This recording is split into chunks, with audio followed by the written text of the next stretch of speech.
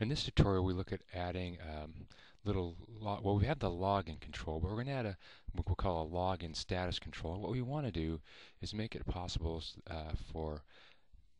to see something like this. So rather than having to try to access a page that you don't have permission to see the login control, let's just put something like this on here. And it typically goes in the upper right. The user clicks on it and it says, hey, please log in. So we want to put one of these on our project. So to do this, I'm going to do it on the master page, and I'm going to place it. If we look at the master page, we have this banner that says computer science. So I want this thing to end up here on the upper right.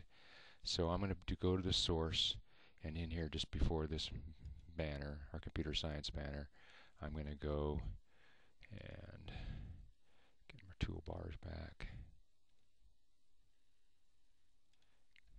Go to the toolbox, go to the login section, and it's the login status control that we grab, and we'll drag this off and see, again, put it in the right place here.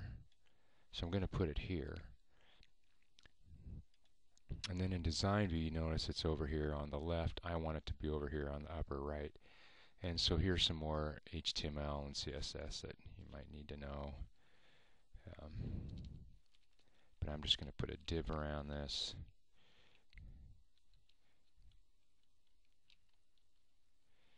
And then I'm going to do an inline style rather than doing the whole setting it to a class or ID. And so I'm just going to say style equals. And then what we want to do is float this guy to the right.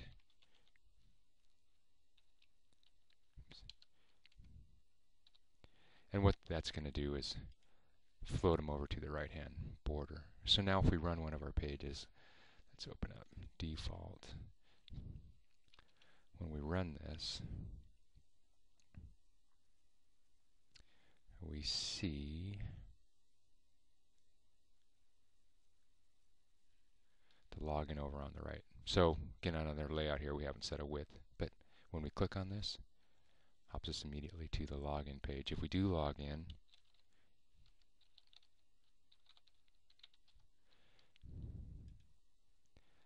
you notice it changed. It will change to a log out.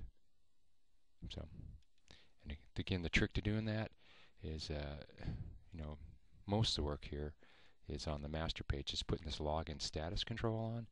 Then there's the positioning. So that's it, the login status.